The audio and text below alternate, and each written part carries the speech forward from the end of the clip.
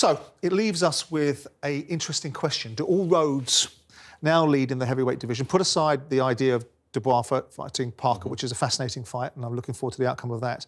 But the one fight that seems to be on everyone's lips, not necessarily mine, because I've described it as a battle of the losers. I know that's got me into trouble. But do you think all roads lead this year, or in some part during the course of this year, to Fury versus Joshua? Absolutely. I think that fight happens now, sooner rather than later, with both guys in the position that they're in.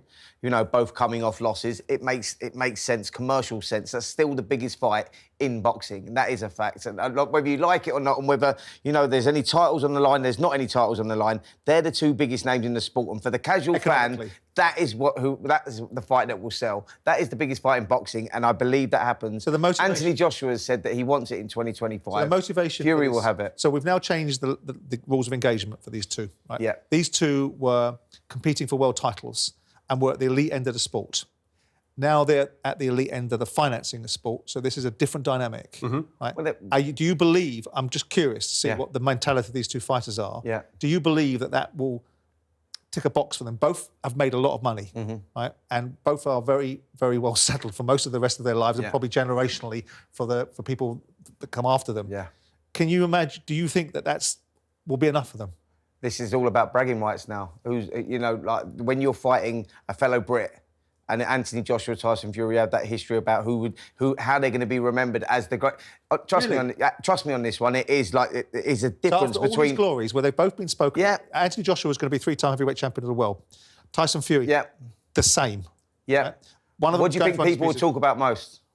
Well, I don't know. I'm asking you. Yeah. I look at it and say I think it's a slight denigration of their achievements by the very nature of the fact that they are now just fighting for the sake of fighting. I'm not disputing the validity of it. Someone made a point the other day, Sam Jones made a point the other day about me being prepared to watch the Kell Brook versus Amir Khan fight. Yeah. But having watched that, it doesn't lend me to think to myself, I want to watch fights like that again because that wasn't a competitive fight.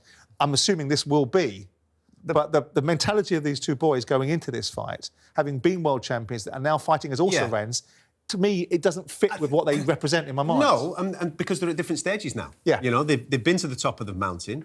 They've both come up against the best fighter of this generation and fallen short against that guy. Now, this particular fight, I agree with Spence, there is ego connected to it. This is a fight about who's the best of each other. It's the bragging rights, mate. And they'll be well recompensed. There's a lot of dough in it. Yeah. There's loads of people coming out to see it from a casual audience point of view.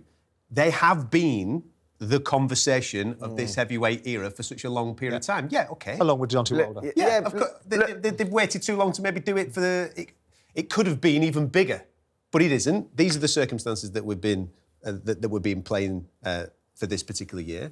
And I think it's really the only option for the pair of them. Listen, I think that, you know, for the purists, it's a disappointment that we didn't get this fight 3 years ago when they were both maybe at their top 3 or 4 years ago. Can I just pick up, Adam? Why is it the only option for both of them? I mean, we've talked about the thought process was that Anthony Joshua, I think you said he should go back in with Daniel Dubois. That opportunity hasn't presented itself for whatever reason. Yeah. But we're now packaging it up as the only opportunity for Anthony Joshua. For both of them. Why? Because... I can see for Fury. OK. But Joshua was on a rebuild. He had an opportunity to rematch with Daniel Dubois. His team, I understand, didn't think it was advisable to take it this time. Why rightfully? Out of curiosity. Because Daniel Dubois beat Anthony Joshua comfortably. He did. Beat him easily. Yeah. So Daniel Dubois' now trajectory is in a different direction than rematching Anthony Joshua, unless we're doing it from purely commercial points of view. So Daniel Dubois, for me, rightfully now, is fighting Joseph Parker in a brilliant fight where both men have earned the right to be fighting in this particular fight. I agree. And then the winner of that, for me, should be starting to talk about Usyk. That's their trajectory going that way. AJ doesn't get another crack at a world title off the back of what has just happened to him. No, but I think I agree with the structure. I'm talking about the motivation of the fighter, not the game and not the governance of how it's all being put into play and who should do what and what the moral efficacy of someone being able to fight for a title when they're a mandatory rather than waiting for someone that once upon a time had a big reputation. I get that. I'm talking about Joshua and what he is able to do because he could have had that Dubois fight, couldn't he? Yes, he could. From a commercial point of view, yeah, absolutely, probably, yeah. And ultimately, so are we saying now that we are not looking at either, because the next question I would say after if Fury fights Joshua is, are either of those two capable of winning another world title? If Alexander Usyk is no longer the heavyweight champion, yeah. That's the way the landscape of the heavyweight itself. If Daniel Dubois was the heavyweight champion there to face? Or either one of these capable of beating Daniel Dubois? And we'll get into Daniel in a second. Yeah. You think so? I think Tyson Fury has this. Listen. you Tyson Fury can't- has fallen short against the best fighter of this generation. He's still the second best heavyweight of this generation, Tyson Fury. Daniel Dubois hasn't shown me yet that he can beat someone like a Tyson Fury. Tyson Fury has shown us, historically, as a result of 3 fights, predominantly against Deontay Wilder, that he makes a claim for being, and the fight against, obviously, Vladimir Klitschko back in 2015, that he makes a claim for being a significant heavyweight. But other than that... Yeah, I agree. We have seen him beat Derek Chisora, which was a payday for Derek. We outclassed Dillian White, who was the mandatory challenger, I accept that, and pretty much struggle with almost Francis find his arse handed to him by Ngannou. Yeah. Right? So there's an interesting dynamic going on there about what they are and what they aren't, isn't there? Of course there is.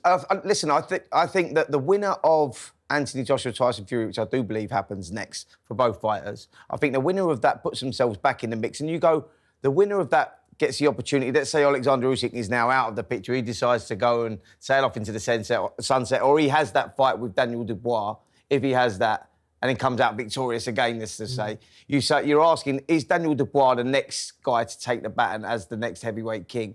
Well, the winner of Joshua Fury would have a great shot against Daniel Dubois because of the first way it went with Anthony Joshua and Daniel Dubois. It doesn't mean that would go the same way again. Do you know what I mean? No, you can't put it all in there. And you can't write Fury off the Alexander Usyk losses because... He could be off the best guy. Absolutely. Fury could be still very much the number 2 heavyweight in the world right now. Well, let's get into Daniel Dubois and his rise this year, because obviously in the last 14 months, I think he got some credit out of the Usyk fight for certain parts of it, and I think there were still questions that came out after it as a result of, did he swallow in the 9th round? Did he let it happen to him? Could he have taken an opportunity? Usyk, the controversy about a low blow, which I think neither you or I thought was a low blow. Yeah. Did you think it was a low blow in that Usyk fight? Yeah, I thought you it was did. a low blow. Okay. Yeah. Right. Then you go to the Jarrell Miller fight, which I personally... I don't think it's a low blow. No, neither do I. But just, for the purpose of this conversation, let's move it on to where Dubois has gotten to and where he's likely to go to next. The Jarrell Miller fight, I think he dug deep and overcame some demons. The Hrgovic fight, he was never picked to win and took a lot of shots, but did whatever it took to win that fight. And he gained a remarkable... And the Joshua fight was just on a different level. Yeah. I think this is Daniel Dubois' time. I think all the stars are aligning. I think he's been able to get through his adversities young enough in his career that he's physically and mentally capable of overcoming them. And I now think he's assuming, even from the way that he speaks, do you know what, Simon? He conducts himself. I don't think he was great running in the ring and doing what he did last time, and I thought it was a bit naff. But listen, I understand why he did it. I've been in the gym a lot recently with Daniel, actually, and I've seen him as a person. He's grown massively. Not just inside the ring, but outside of the ring as well. I think that confidence from winning the title, and that all goes back from the Alexander Usyk. I think that was the moulding of him.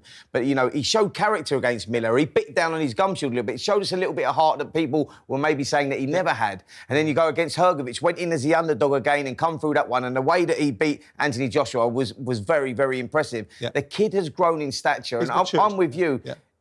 He's going to be a tough one to beat because, I think it elevates you to another level when you win that world title. But with Daniel, he's matured outside of the ring as well. He's matured as a character. He's grown as a character. And I think that is really important because we're seeing it inside the ring. He's going to be a tough one to beat for sure. Well, he's more comfortable with himself, isn't he? You can see, I remember doing an interview with him, with him sat in the back of a car with his dad about 2 or 3 years ago. I was on that show with you, yeah.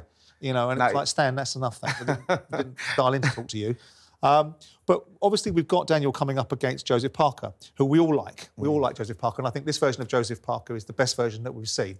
I think we all look back on him. I remember watching him go and fight Joshua in 2018 at the Millennium Stadium, and I think the referee spoiled that fight, but I don't think Joseph brought it in the way that he said he would do. I think over the years, he's been accused of perhaps not letting his hands go. You can't accuse him of that now. No. And he's got all the toolkit, otherwise he wouldn't have been a world champion before. But I can't see past Daniel in this fight. It's not because I'm diminishing Joe Parker.